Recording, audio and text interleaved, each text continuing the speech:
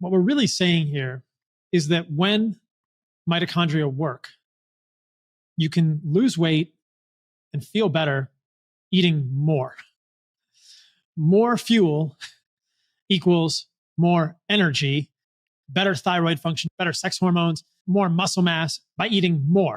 Like, which is really the interesting paradox that we find ourselves in. Not even paradoxical. It's just it's contradictory to what the mainstream idea here is, that weight loss is about eating weight gain is you're eating too much. And I love this different perspective. It's not necessarily that you're eating too much. It's that you can't use what you're eating because there's a problem. And in your podcast, you've made this, I think, very astute distinction between fuel and energy. Like you said, it's not that all food equals calories. You look at a bag of chips and it says it's this many calories. And as you've said in your podcast, a calorie is just a measure of how much energy it takes to like raise a certain amount of water by a temperature. It's just it's not even a real thing. It's a fake thing. But like the amount of quote energy that someone gets out of a food can never be represented on the side of a bag, or even, in the USDA, they can look at a steak and say, oh, it has this many calories.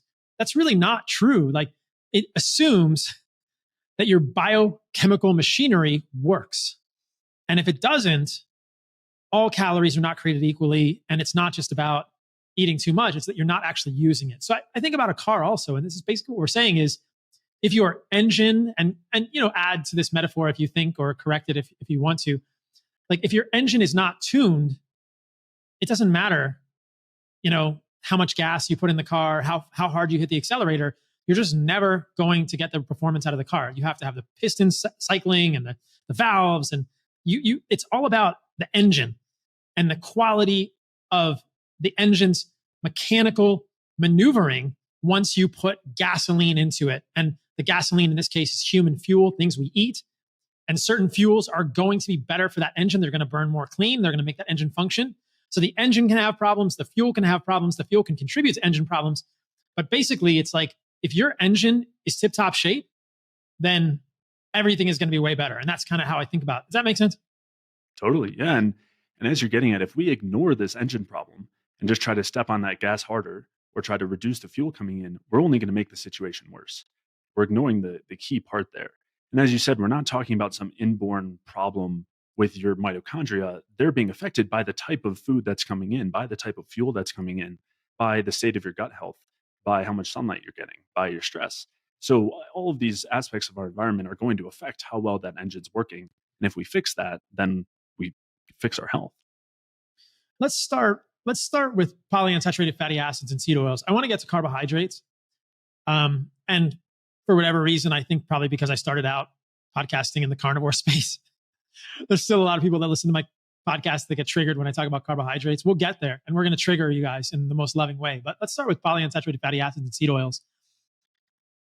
When I was listening to your podcast and looking at a lot of the references, it's really interesting what's out there around the way that polyunsaturated fatty acids accumulate in the mitochondria and break energy production. A lot of it is mechanistic studies in other species, but it's consistent across species. So there is a solid mechanism, because I think that I talk about on this podcast, hopefully not ad nauseum to my audience, but certainly frequently, about seed oils and this 18 carbon omega-6 polyunsaturated fatty acid, linoleic acid.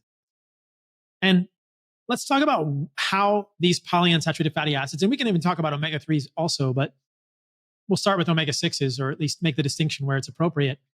How does this affect the mitochondria? Because this is really where the rubber meets the road. And I think this is fascinating, clearly demonstrated mechanisms for how these seed oils are essentially causing an epidemic of chronic illness. They accumulate in our membranes, but what's going on at the level of the mitochondria? How are they so harmful? What you're drawing attention to is something that we aren't often drawing attention to, right? The idea that the seed oils are a problem, that's gained a lot of attention. And it's maybe the simpler mechanisms, right? The eicosanoids that get produced, the inflammatory mediators, the lipid peroxidation, right? They're unstable fats. Where when we consume them, we then see increased lipid peroxidation anywhere that those fats go. So those things are maybe more obvious, but you're right. One thing that we're not talking about is the direct effects inside the mitochondria. And when we consume more of the polyunsaturated fats, and we can just keep it at omega-6s first, we will incorporate more of them into the structure of our cells. the different, they're referred to as the membranes. And that's not only, that's the plasma membrane of the entire cell, but also inside the mitochondria themselves.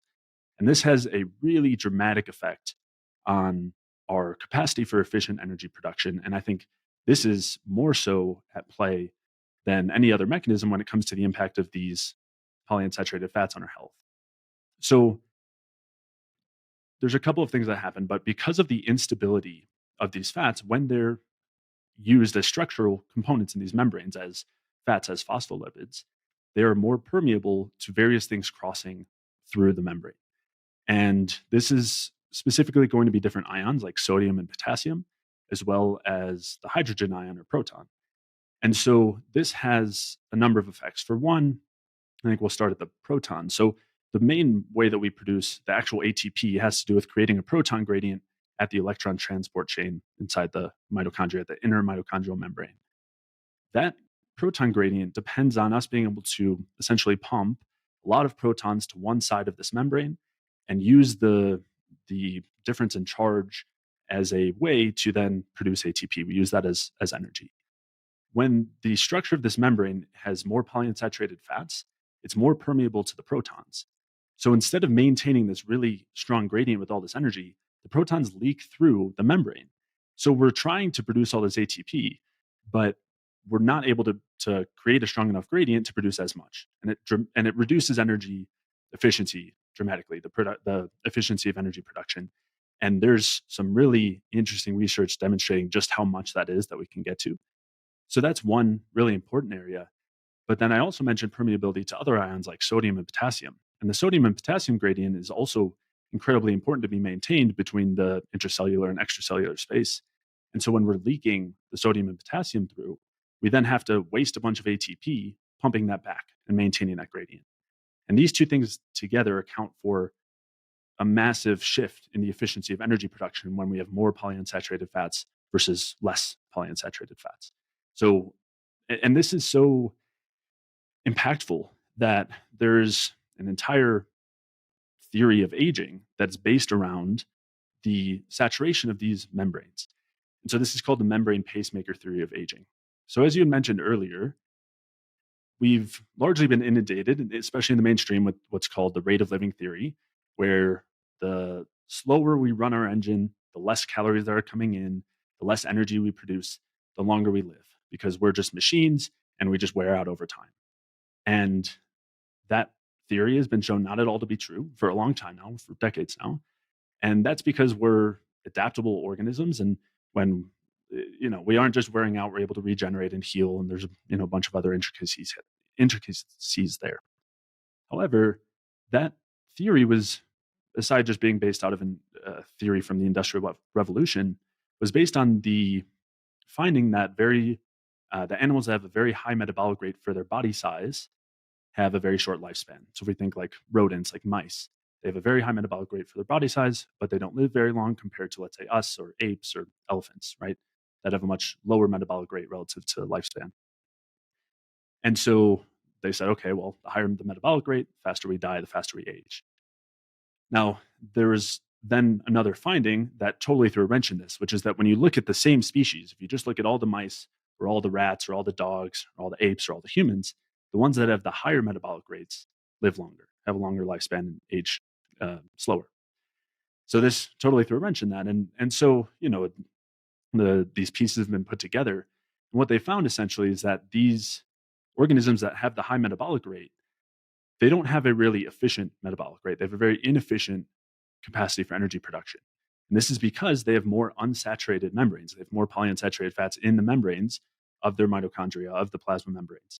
And so they waste so much energy dealing with restoring the sodium potassium gradient and trying to produce ATP when there's, they can't do it as efficiently, that this is the number one factor, the driver of the lifespan of why a mouse lives only a few years, whereas we live, 70 or 80 or whatever it is.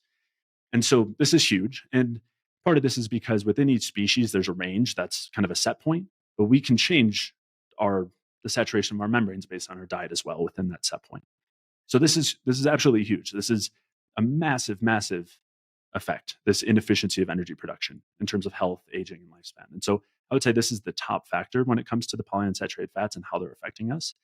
And that doesn't even also consider all of the oxidative stress that goes on inside the mitochondria when these fats are incorporated into the membranes, which just makes it that much worse. Because then the mitochondria there are incredibly susceptible to damage. The membrane is incredibly susceptible to damage. And that oxidative stress also impairs respiration and impairs our ability for producing energy. And the last point I'll mention here is that there's complexes and parts of the electron transport chain that involve fats like cardiolipin. And as that gets more unsaturated, it's also more susceptible to damage and it interferes with mitochondrial respiration in addition. So we've got a number of mechanisms here through which the polyunsaturated fats directly reduce the efficiency of ATP production. Which is really the ultimate arbiter, right? If you can't make ATP, adenosine triphosphate, efficiently, your life sucks. I mean, that is essentially like if you had to make a molecular correlate of health versus disease, it would be healthy people make ATP easily. Unhealthy people can't make ATP. You just cannot run your stuff. You cannot run your brain. You can't run your neurons. You can't run hormone. You can't run anything because you're not making ATP. But ATP is the last step of energy production. And if we rewind it all the way back, it starts with the things you put in your mouth. And I just want to make sure that people understand the pieces of this intellectual journey that we're going on here quickly. You eat seed oils. You eat sunflower, safflower, corn, or canola, or soybean oil. And there are lots of problems with these oils. They're refined, they're bleached, they're deodorized, they're highly oxidized at baseline, but they also contain lots of this linoleic acid. And there are other foods that contain linoleic acid in smaller amounts: tallow, butter, 1-2%, seed oils, anywhere from 20 to 55, 60% linoleic acid. So massive differences, often orders of magnitude different, an order of magnitude, sometimes 2 orders of magnitude different, massive orders of magnitude difference, right? So there's a major difference in the amount of linoleic acid that we're getting from certain foods. Now, we know that this is not debatable, human physiology, we accumulate linoleic acid. We accumulate all polyunsaturated fats. So the more linoleic acid you eat, the more it's stuffed in every cell membrane in your body, whether it's the membrane of your skin, the epidermis, the membrane of your retina, the membrane of your tongue, or the membrane of your liver, or the membrane of your testicles or your ovaries or your neurons. It's in every single cell in your body. And then within that cell, right, because we have a cell membrane, there are these little organelles called mitochondria. And these are probably primordial bacteria, almost certainly primordial bacteria. And this is where the energy happens. So we go down, down, down, right? And so the more linoleic acid you eat, the more linoleic acid is in both the outer and the inner mitochondrial membrane. And one of the reasons we think mitochondria are these primordial bacteria is because they have 2 membranes. Like we enveloped them. We had a lipid bilayer, and they have a lipid bilayer, and we envelop them. We phagocytose them. This one big cell eats another cell. And now that has 2 membranes. And so it's in that, as you said, it's in that inner mitochondrial membrane where all these little pieces of the electron transport chain occur. And the body, as electrons move through that chain at a high level, the electrons that come from the food we eat, whether it's food from fat, whether it's electrons from fat or electrons equivalents from carbohydrates, we'll get to that. They move through the electron transport chain. And as they're doing that, the whole point of doing that is to move protons, right, between those 2 membranes to create a gradient, essentially a battery.